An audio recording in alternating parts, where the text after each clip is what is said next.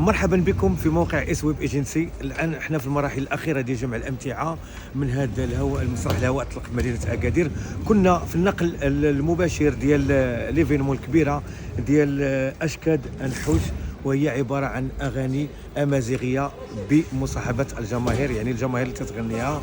ليفينمون اللي ترأسها هشام ماسين الفنان الكبير، اللي حاول يدخلنا في واحد الاجواء جميله وحماسيه بمصاحبه الفرقه ديالو الكبيره الاوركسترا، اللي حاولت تعطينا موسيقى، وكانت الجماهير تتردد الاغاني ديالها. يعني كانت امسيه جميله بهذا المسرح ديال هواء الطلق.